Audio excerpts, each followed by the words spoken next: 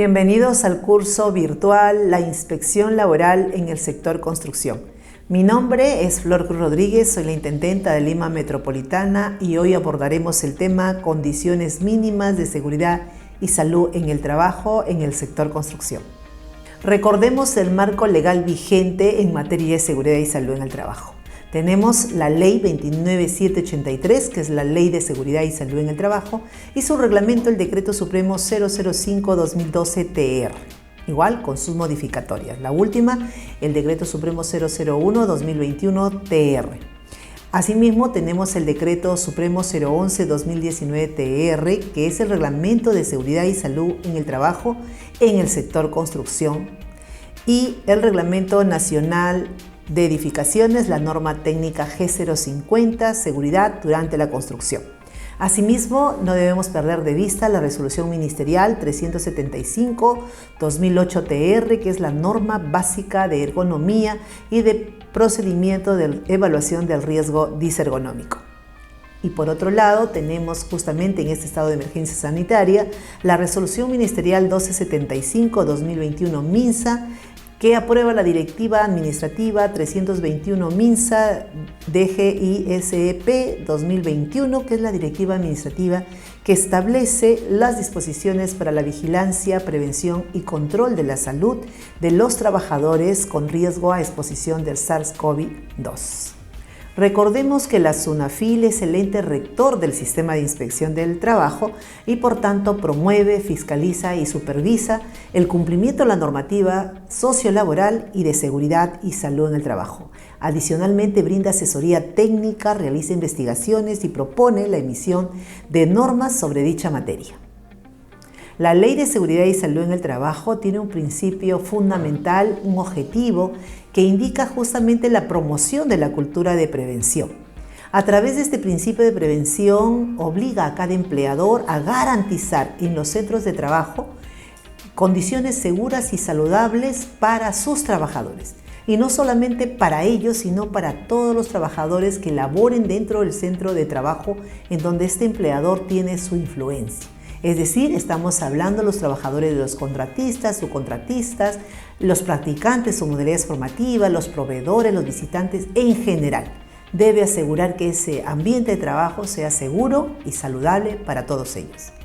Pero en esta cultura de prevención tenemos tres actores importantes. No solamente la ley le otorga el carácter de obligación al empleador, sino participa en esta promoción de la cultura de prevención el actor importante que es el trabajador. Sí, la participación tuya como trabajador es importante para cumplir también los estándares, para participar en las capacitaciones, para a través de tu Comité de Seguridad y Salud aprobar justamente los documentos que contienen el sistema de gestión.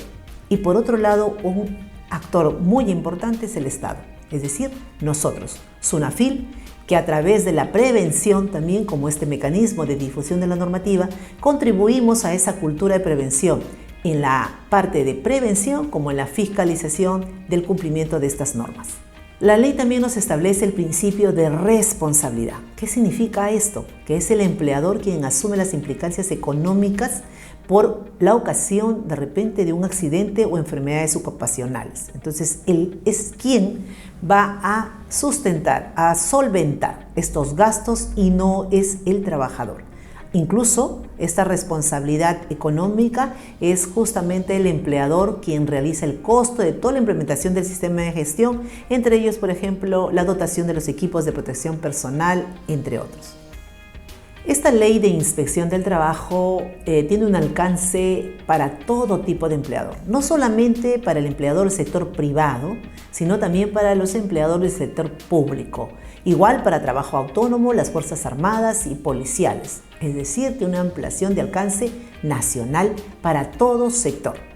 El Decreto Supremo 011-2019-TR, que es la norma sectorial en materia de seguridad y salud en el sector construcción, tiene un ámbito de aplicación no solamente para el titular del que ejecuta la obra, del principal que lo llamamos nosotros, sino también de todos los contratistas y subcontratistas que laboran en la obra respectiva. está el alcance para todos los trabajadores, entonces, tanto del empleador directo como aquellos que vienen por los contratistas o subcontratistas.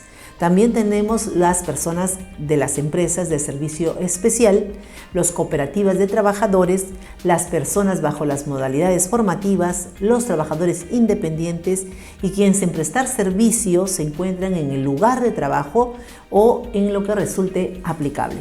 Entonces, el ámbito de aplicación de esta norma sectorial en materia de seguridad en construcción abarca a todos los empleadores y todos los trabajadores que laboran en ese sector, incluso los terceros. La Resolución Ministerial 251/2021 nos indica la lista de actividades del sector construcción a las que resulta aplicable justamente este Decreto Supremo 011/2019 que vuelvo a repetir es la norma sectorial en seguridad y salud en la construcción. ¿Y que aquellas actividades? ¿Cuáles son esas? Bueno, vamos a enumerar. Por ejemplo, tenemos la construcción de edificios, incluido de edificios prefabricados de diferentes materiales. La construcción de carreteras y líneas de ferrocarril. Construcción de proyectos de servicio público.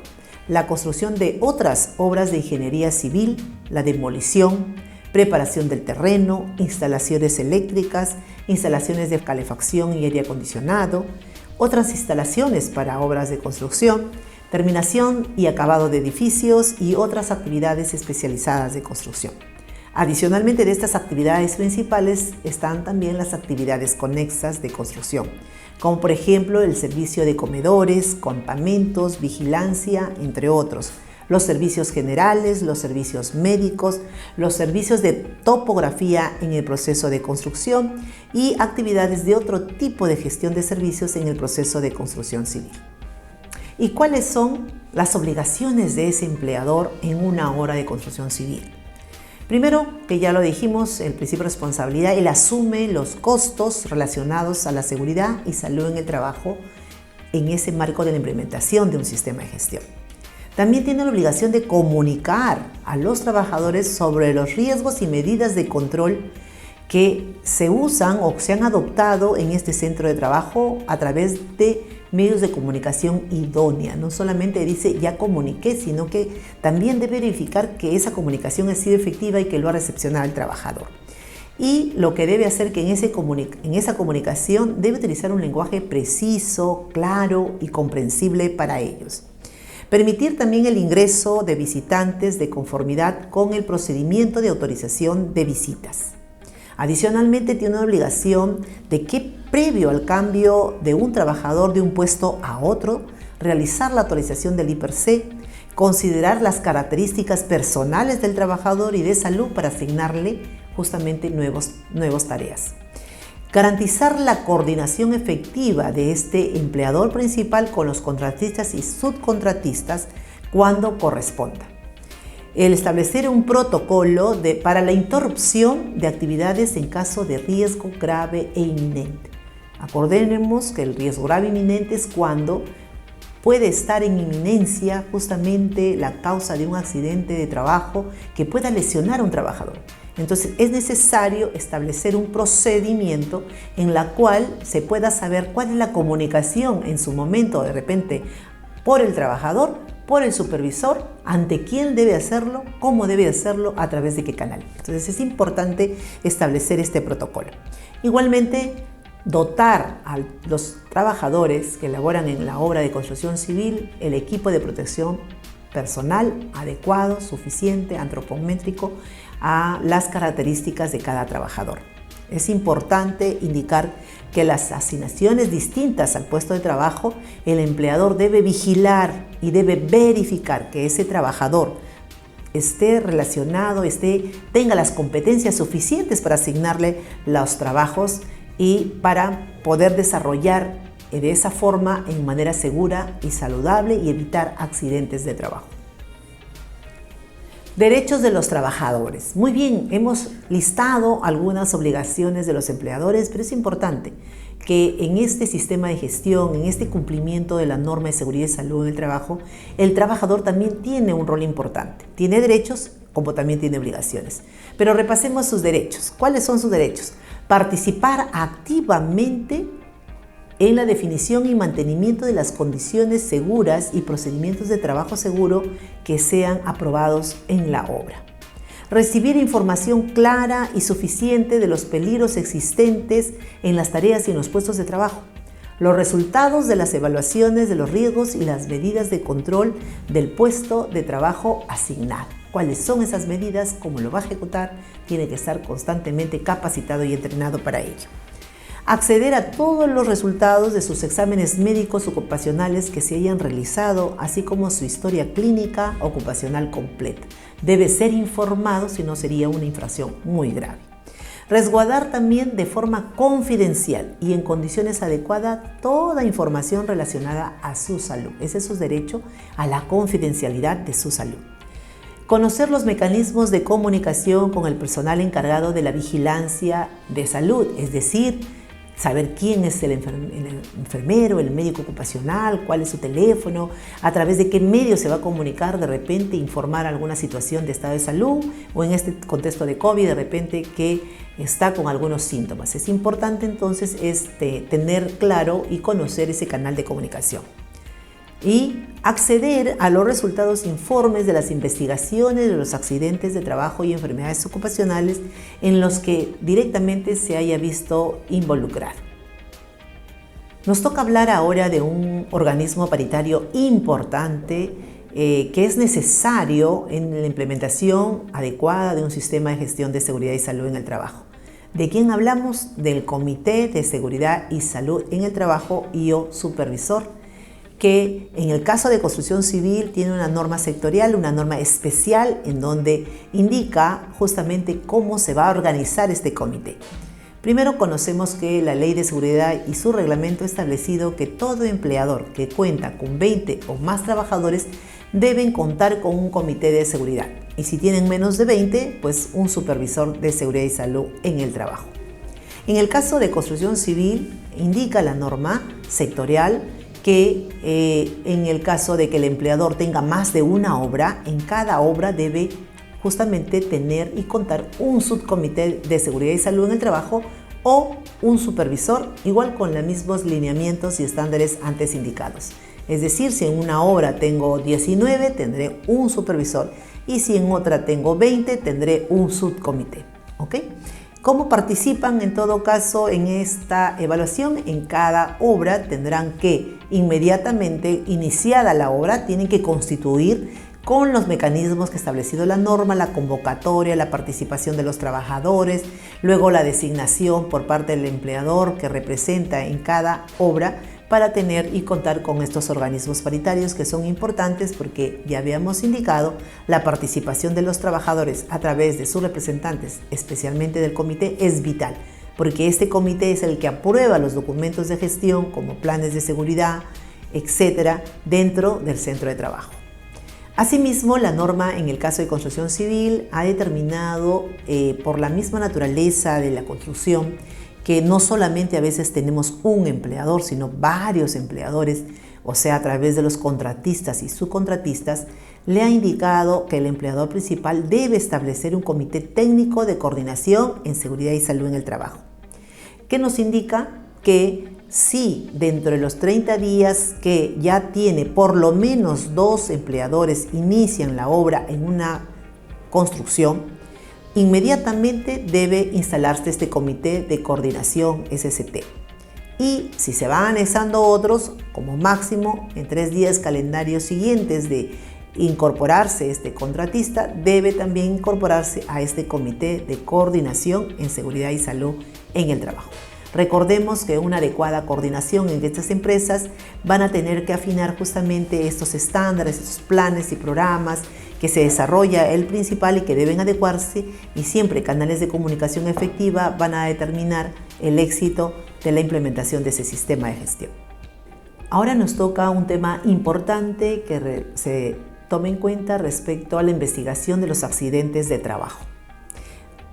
El empleador está obligado a investigar los accidentes de trabajo, todos los accidentes e incidentes de trabajo, tanto accidentes como enfermedades ocupacionales, asegurando la implementación de medidas correctivas para que se establezcan como resultado justamente de esa investigación. Es decir, se establece la investigación, la red de causalidad, por qué se ocasionó el accidente y se adoptan medidas correctivas eficaces para que esto no vuelva a ocurrir.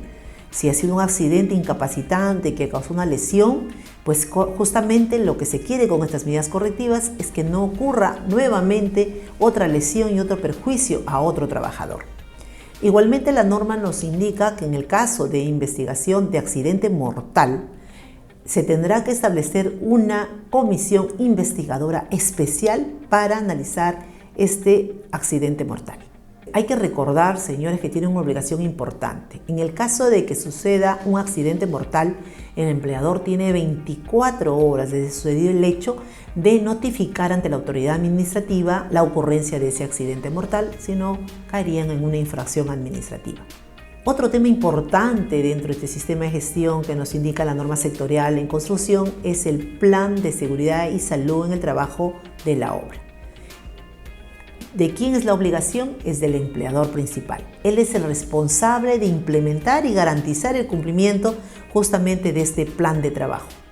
Y los contratistas y subcontratistas de la obra, en esta obra, deben alinearse a los estándares justamente que ha dispuesto este plan de seguridad y salud en el trabajo. Igualmente, los jefes inmediatos de los trabajadores ejecutan los mecanismos de supervisión y control para que lo que esté planificado se ejecute. Hay veces que tenemos planes muy bien elaborados, ¿no? Con objetivos, con indicadores, con propuestas.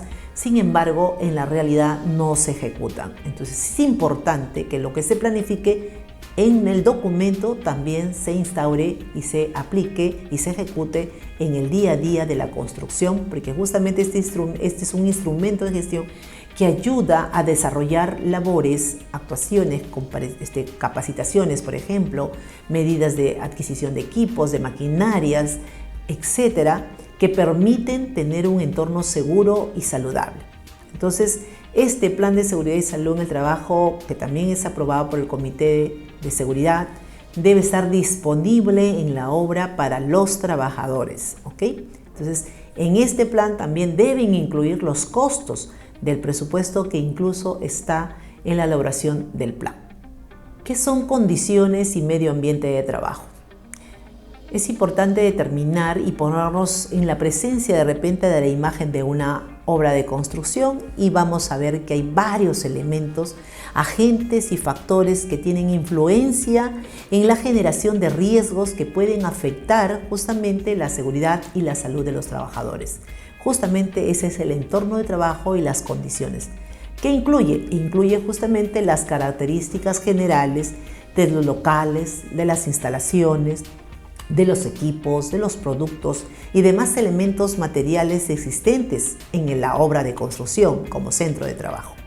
Incluye también la naturaleza, las intensidades, las concentraciones o niveles de agentes físicos, químicos, biológicos en el ambiente de trabajo correspondientes o niveles de presencia que éstas tengan. Entonces, el ambiente de trabajo también está expuesto a muchos agentes. Y estos agentes que están presentes debemos tenerlo, debemos medirlo, debemos verificar si es que justamente se encuentran dentro de los límites permisibles.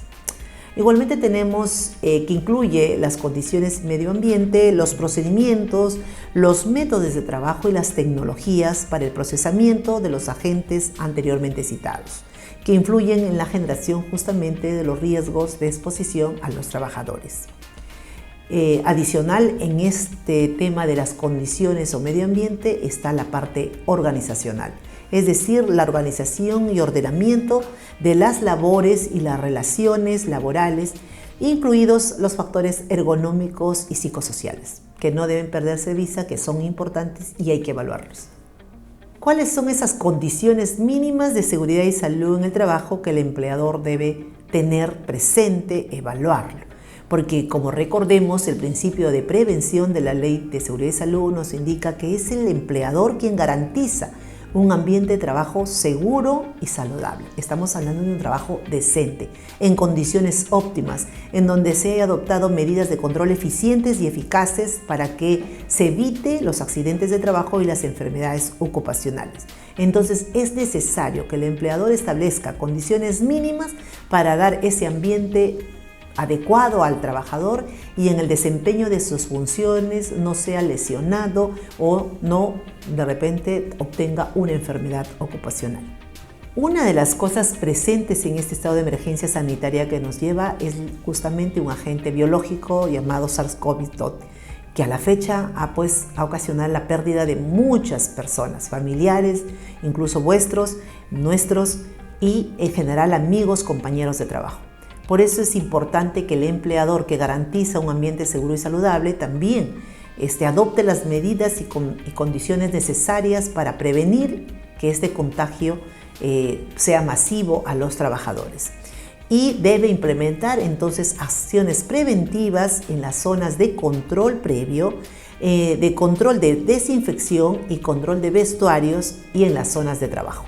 Allí es donde debe enfocar también su cuidado y adoptar medidas adecuadas para este tema en cuanto a contagio COVID.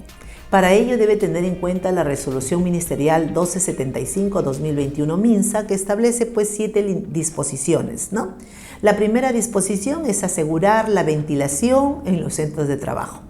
Hay que identificar esas zonas en donde de repente tengan deficiente ventilación para crear espacios para ver ventilación preferentemente natural, sino incluir alguna ventilación forzada a efectos de que ese ambiente justamente cumpla con esa finalidad de ventilación adecuada para evitar el contagio. Otra disposición que nos establece esta resolución ministerial es la evaluación de la condición del trabajador previo al regreso al centro de trabajo, ¿no? Hay que tener en cuenta de que de repente hay algunos trabajadores que han estado en casa y van a retornar, entonces hay que tener las evaluaciones, las fichas dermatológicas en la cual podamos ver en qué condiciones está realizando ese trabajador. La disposición 3, el punto de lavado o desinfección de manos. Lo que la norma nos indica aquí es que el empleador debe colocar puntos de lavado a través de lavabos, ¿no? Con alcohol gel para desinfección de manos y también el gel antibacterial para lavarse las manos como jabón líquido.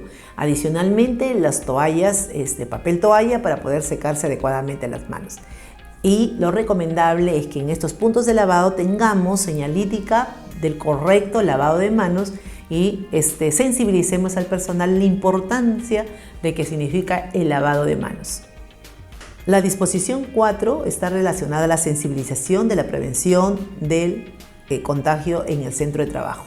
En este rubro, el empleador sensibiliza, capacita, informa sobre el tema del contagio, la forma de contagio, lo importante que es adoptar las medidas y disposiciones que están establecidas por el MINSA, como el uso de mascarillas, como el correcto lavado de manos, como el distanciamiento. Hay que sensibilizar por los medios ya sea audiovisuales, señalíticas, por los WhatsApp, por cualquier medio en donde llegue al empleado, al trabajador y al empleador para cumplir este rol tan importante de evitar el contagio.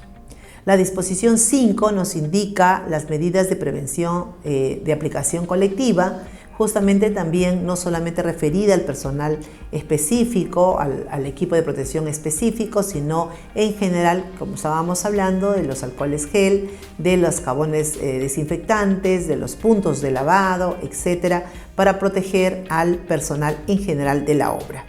La disposición 6 está referido a las medidas de protección personal.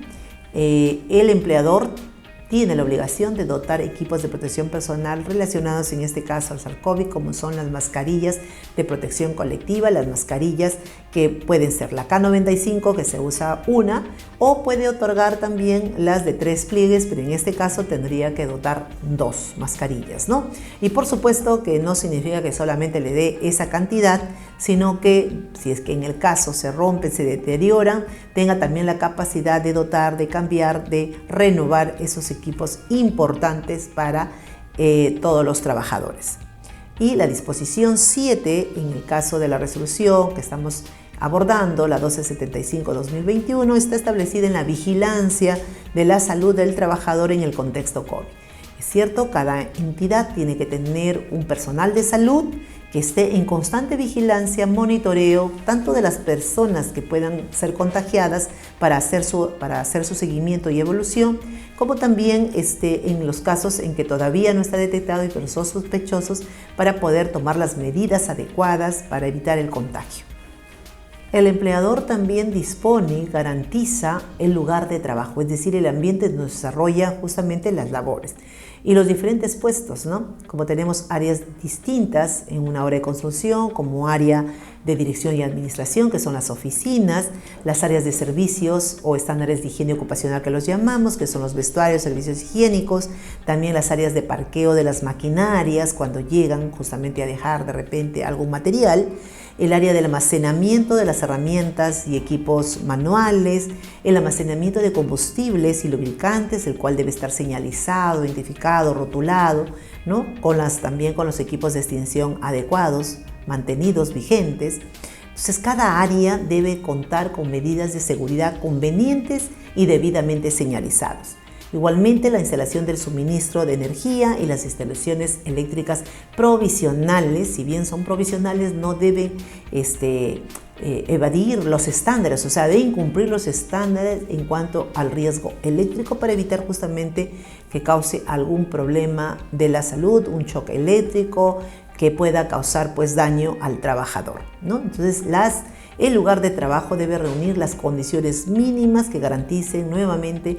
Volvemos a repetir porque es muy importante que cale en cada empleador y también en el caso del trabajador que advierta alguna condición subestándar e informar inmediatamente para que el empleador adopte la medida correctiva e implemente las acciones correspondientes para evitar justamente que cause daño a los trabajadores. Continuando con los lugares de trabajo, también debe implementar en esta obra accesos y vías de circulación adecuados.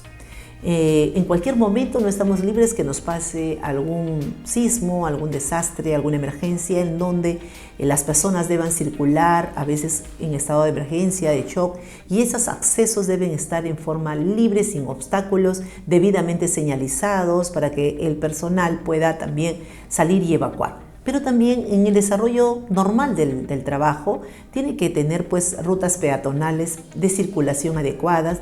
Acuérdense en el estándar mínimo que indica la norma, que es de 0,60 centímetros de un espacio mínimo como vía de circulación para el traslado del personal.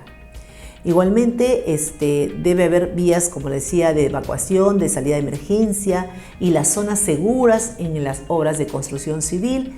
Acordemos que construcción civil tiene diferentes etapas, entonces tengamos siempre una mirada desde dónde está el trabajador y cuál sería la ruta más adecuada, más cercana, que esté libre, que esté señalizada de poder acceder a salir y evacuar en caso de emergencia. Para ello es importante la señalización.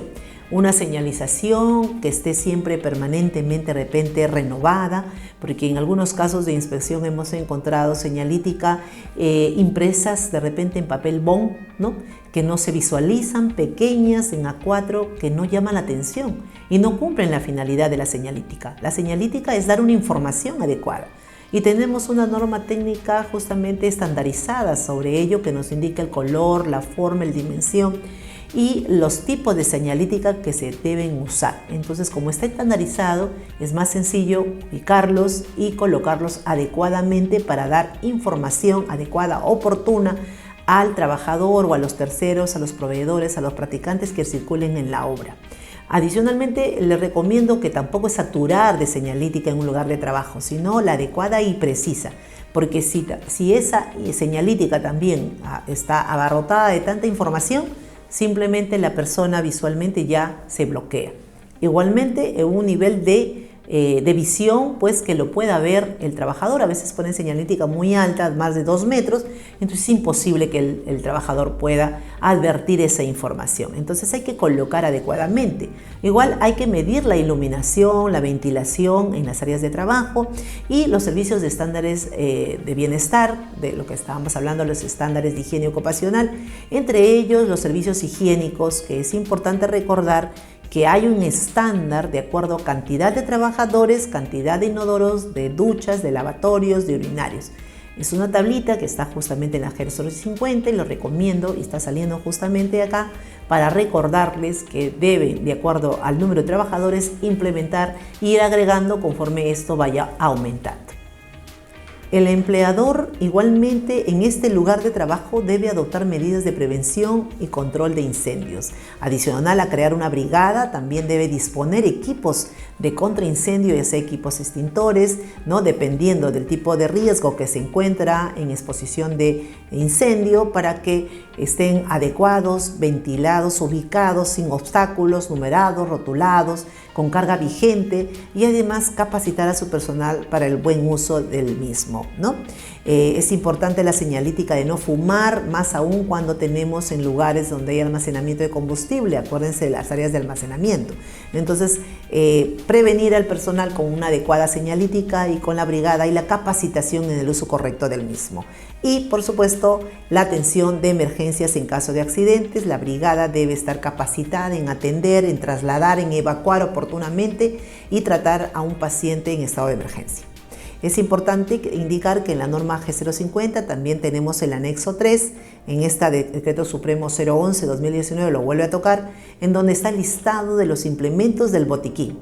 Eso también igualmente hay que siempre reponerlo y estar al día en mantenimiento y adecuadamente ubicado para el momento que se necesite poder acceder a estos implementos. Vayamos a las protecciones colectivas que son importantes en la obra. Todo proyecto de construcción debe conservar el diseño e instalación justamente de mantenimiento de protecciones colectivas que garanticen la seguridad y salud de los trabajadores durante todo el proceso de construcción. Estas consisten en señalización, en redes de seguridad, en barandas perimetrales, en sistemas de línea de vida horizontal y vertical en trabajos de altura. Para trabajos simultáneos a diferente nivel de la instalación, en mallas, deben ser instaladas y mantenidas por personal competente, verificadas por un profesional colegiado antes de estar puestas en servicio. Acordémonos que estos trabajos en altura deben tener también permisos escritos de trabajo, los PETARES, para una verificación adecuada, un checklist de la implementación para que puedan desarrollar su trabajo en forma segura. Y tocamos el equipo de protección personal. Justamente en la norma G050 ya nos establece cuáles son esos equipos de protección personal, que si bien son la última jerarquía de controles en las medidas de control, no sin ello también desmerecer la importancia y que el empleador dote estos equipos de protección personal adecuados al tipo de exposición que se encuentra, al riesgo expuesto en el puesto de trabajo, y justamente garantizando y protegiendo todas las partes del cuerpo, ¿no? Antropométrico, señores, no cualquier talla, porque ya no existe o ya no tenemos la talla, pues le damos cualquiera. El trabajador es talla, por ejemplo, de zapatos 42 y bueno, ya no tenemos, le damos un 46, le damos un 38 y no es así. La norma está clara y nos dice que debe ser antropométrica, es decir, relacionada a las medidas de cada trabajador. Entonces, ¿cuál es ese equipo de protección personal que nos establece la norma? ¿No? Protección de cabeza, de ojos, justamente de manos, el cuerpo en la ropa de trabajo, los zapatos de seguridad, y los vamos a ir viendo uno a uno. Los equipos de protección personal, vamos a ir uno a uno. La ropa de trabajo. La ropa de trabajo asignada se le entrega 2 uniformes a cada trabajador y va a estar relacionada con la estación en la región donde se encuentra desarrollando la obra, ¿no? Si estamos en Puno, pues donde hay mucho frío, pues la ropa tendrá que ser adecuada justamente a esa estación. A contrario, cuando estemos frente de repente en Loreto, en Tarapoto, en la selva, donde el calor llega pues a extremo. No significa darles manga corta, porque la ropa de trabajo tiene que tener manga larga, que es una de las características también del tema de la ropa de trabajo en construcción civil. ¿Qué otra cosa habíamos dicho? La protección en la cabeza, los cascos de seguridad. Y hay que dar los cascos clase A, clase B, en el caso que desarrolle de repente una exposición a riesgo eléctrico, entonces tenemos que tener la clase B. Adicionalmente tenemos los calzados de seguridad, que son los botines de punta de acero con suela antideslizante y justamente botines de cuero, ¿no? También los botines de Hebe, en el caso con puntera de acero, por ejemplo, si tiene una exposición al agua, ¿no? A humedad, tendrá que ser con los botines de Hebe. Los botines dieléctricos para aquellas personas que desarrollan o tienen exposición al riesgo eléctrico. También tenemos los protectores auditivos, ¿no? De oídos, el uso de tapones o los en las zonas o auriculares en las zonas en donde se eleva pues el riesgo al ruido. Entendemos que en una obra de construcción hay muchas maquinarias y la exposición pues eleva a veces, muchas veces el límite permisible y es necesario tener la protección auditiva correspondiente.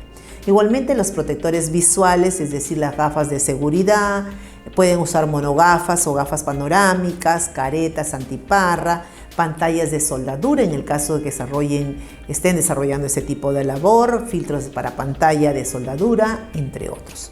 La protección respiratoria, tenemos nosotros la mascarilla que se usa para el COVID, es usado justamente para evitar el contagio del COVID, pero cuando ya desarrolla una actividad, de repente hay otro tipo de partículas, tendrá que seguir usando justamente los protectores respiratorios adecuados, ¿no?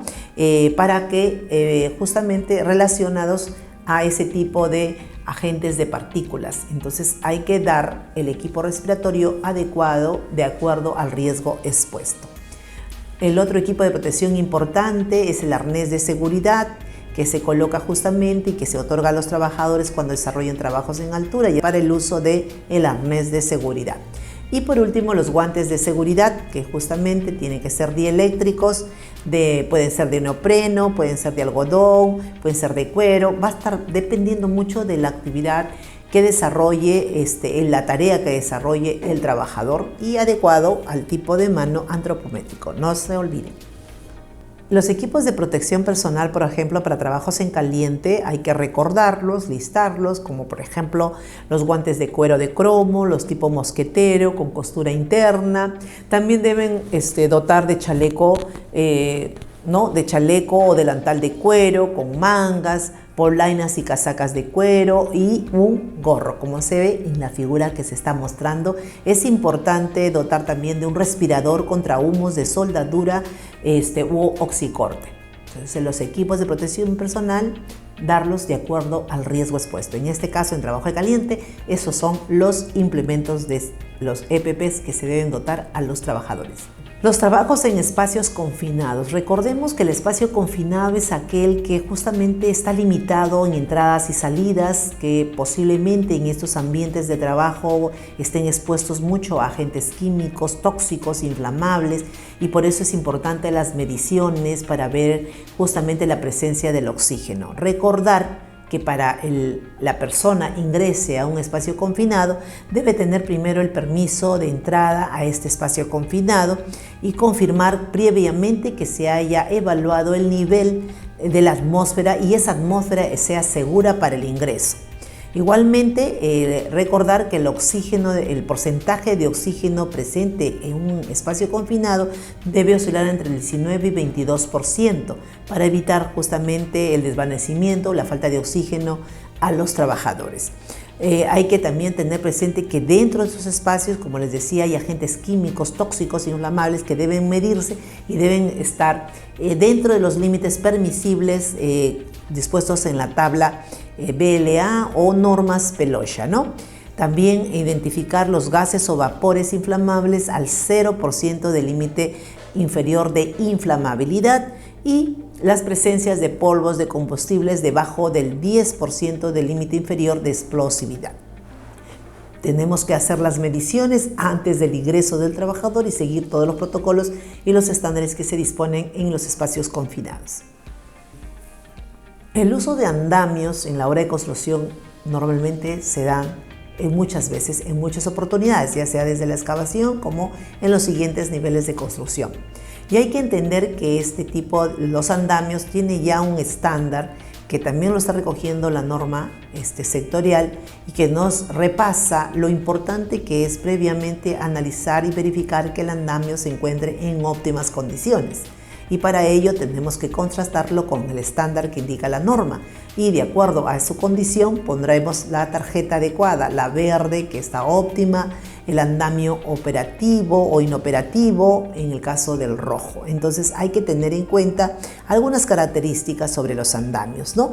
Estos andamios deben ser arriostrados para evitar justamente que se pueda mover. El levantamiento de los andamios debe ser en una plataforma segura, hay que nivelar esa forma, pero no pues con ladrillos. He visto en algunas obras de construcción civil cuando hacemos inspecciones que elevan o levantan la estructura del andamio en pisos inestables. Entonces hay que verificar que esto sea justamente estable, de soporte para el andamio, que ya tiene un peso, más los trabajadores que están desarrollando o van a desarrollar algún trabajo en altura.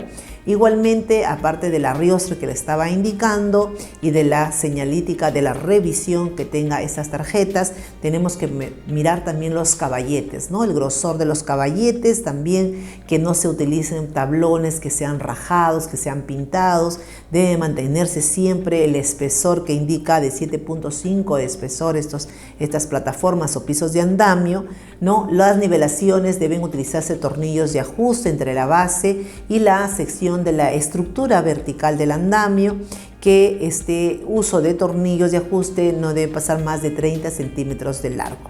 En general tenemos que tener precaución en el uso adecuado, también sensibilizar y capacitar sobre su correcto uso y que la revisión de él no sea una cuestión mera de práctica cotidiana, que en realidad solamente firmen sí, todo está bien, y no se ha revisado exhaustivamente ese andamio, ¿no? Hay muchas paralizaciones de obra que hacemos justamente porque advertimos que no se están dando las condiciones, ni siquiera en el levantamiento ni el uso de las estructuras de andamio estandarizadas. Entonces hay que cuidar porque el riesgo allí es alto, es intolerable. Estamos en un trabajo de altura. Si una persona cae porque no tiene de repente adecuadamente esa estructura, puede producir la muerte del trabajador. Igualmente, en este tema de los andamios, los ambientes en donde se haga, aparte de la nivelación, deben estar también limpios, retirados todos los obstáculos para que la subida y bajada sea también de salida del trabajador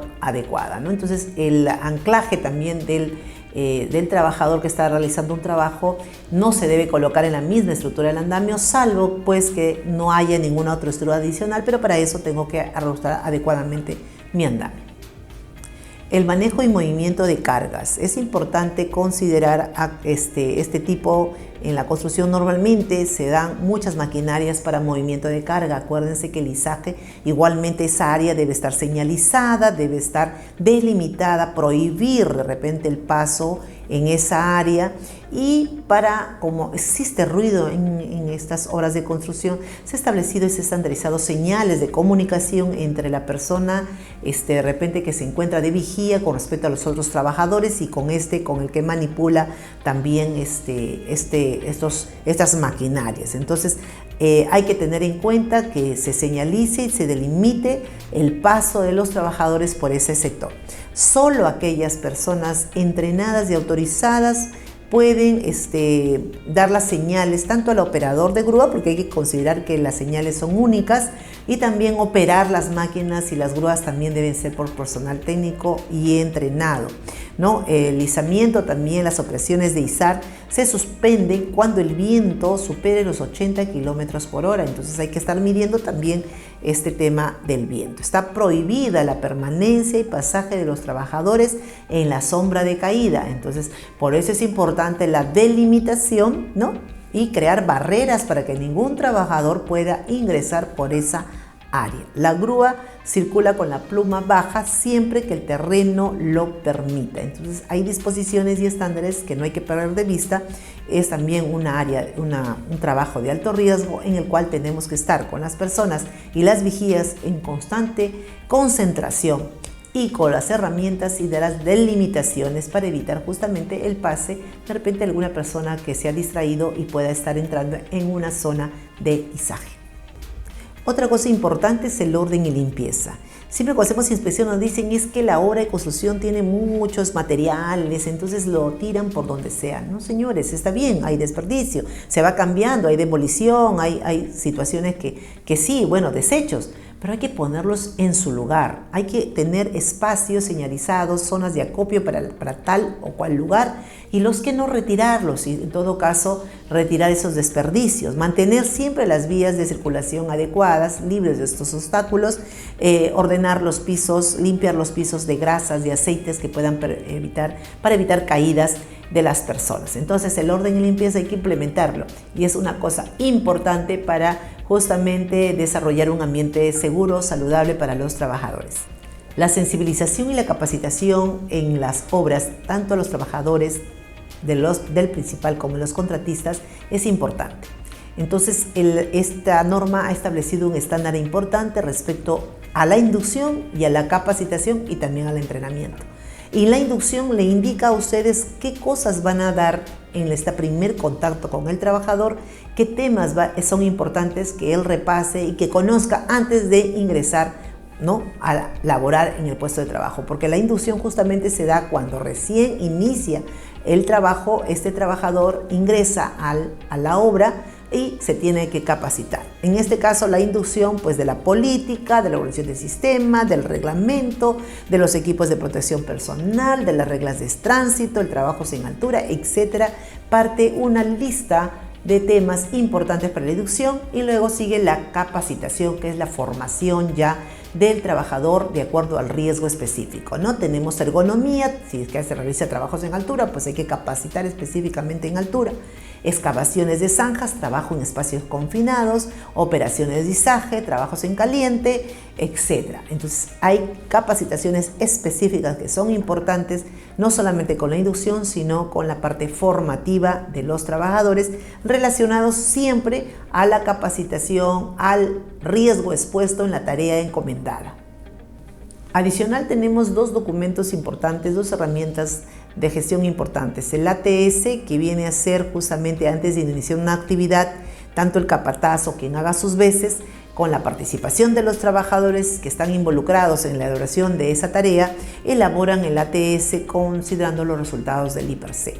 Este ATS, que es el análisis de trabajo seguro, identifica pues los peligros presentes en ese momento y las medidas correctivas que van a adoptar, y debe ser supervisado, firmado por el supervisor que ha chequeado que justamente se haya levantado las cosas correctas respecto a esa tarea, ¿no?, específica. También tenemos el PETAR, que es otro documento, que es el permiso escrito de trabajo de alto riesgo. Ya sabemos, por ejemplo, el trabajo en altura, el trabajo caliente, hay que tener estos permisos que autoricen previamente a través del checklist, tanto del equipo como del equipo de protección, como también de la estructura en donde se va a desarrollar la labor, que esté en óptimas condiciones, y luego desarrollar el trabajo.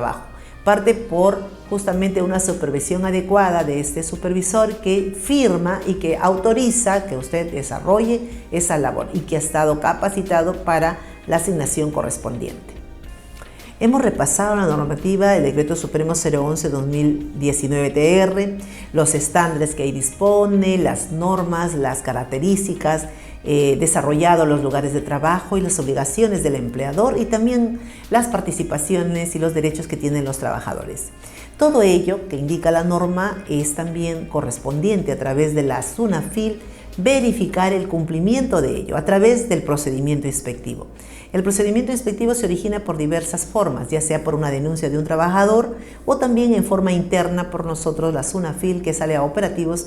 En general, en obras de construcción civil salimos todos los días a diferentes obras a fin de verificar si lo que indica la norma y lo que hemos repasado se está cumpliendo en la realidad. Si usted tiene su plan y se ejecuta, si se han adoptado las medidas de control, si tiene los equipos de protección personal, si se ha capacitado al trabajador. En el caso que ello no ocurra, pues adoptará las medidas correspondientes. Entonces, el procedimiento inspectivo lo desarrollan los inspectores de trabajo, se genera la orden de inspección, ellos ingresan en la obra y tienen diferentes modalidades de actuación y tienen el plazo de 30 días hábiles como máximo para desarrollar la investigación del caso. En la situación que consideren algún riesgo grave inminente, paralizarán la obra por el plazo que se establezca con el empleador a fin de que mejore esa condición, que cambie, que implementen las correcciones que deban realizar para evitar accidentes y enfermedades ocupacionales.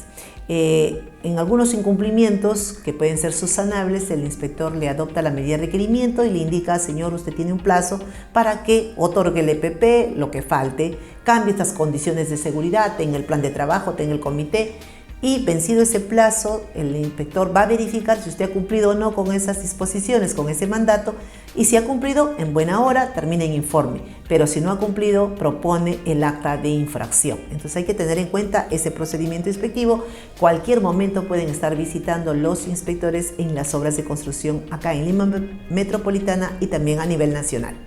Es importante precisarles a ustedes que cuando el inspector verifica a través del procedimiento inspectivo, puede encontrar incumplimientos subsanables, es decir, que usted puede subsanar, hace el mandato, delega el plazo, las condiciones, pero también pueden haber infracciones insubsanables, aquellas en las que lamentablemente ya no se puede retrotraer en el tiempo porque causó la lesión o porque ya no se puede volver atrás. Entonces hay que tener cuidado sobre ello, porque sobre las insubsanables simplemente se propone la multa, propone el acta de infracción.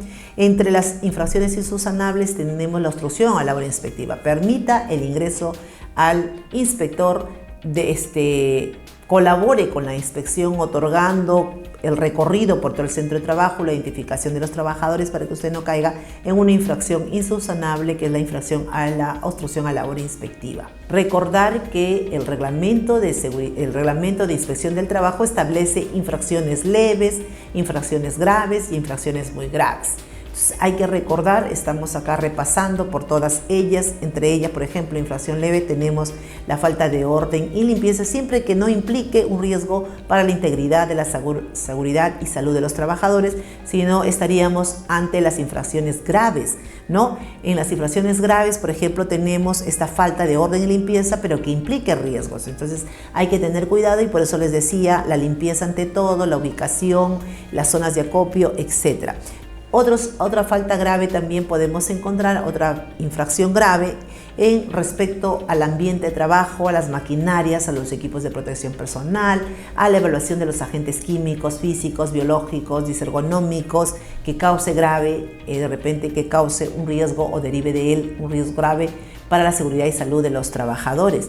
Igualmente, el no constituir un comité, por ejemplo, es una infracción grave, ¿no? Entonces, igualmente, cualquier incumplimiento de la normativa, como no evaluación de los agentes, como sobrepasar los límites permitibles, ya son muy graves. El hecho también de no contar un reglamento de seguridad y salud en el trabajo es muy grave. Entonces, hay también entre ellas, entre tantas infracciones muy graves, tenemos aquellas que son causa de accidentes de trabajo y que pueden causar una lesión incapacitante al trabajador, se convierten en muy graves, que son las 2810. Entonces hay que tener en cuenta que estas infracciones están tipificadas en una tabla de infracciones de acuerdo al número de trabajadores, de acuerdo a la gravedad de la infracción.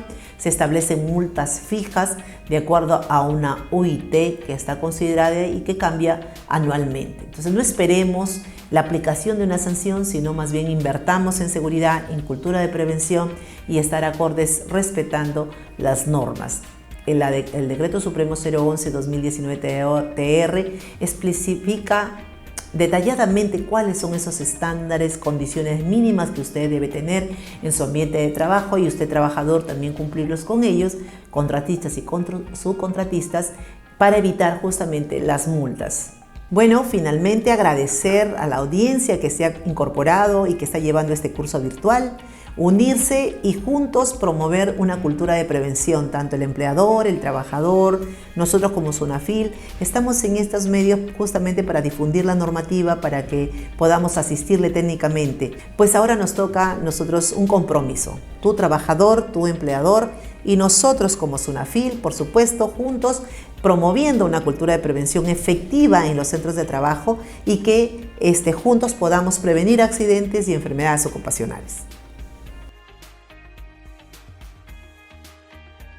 Bicentenario del Perú 2024. Siempre con el pueblo. Gobierno del Perú.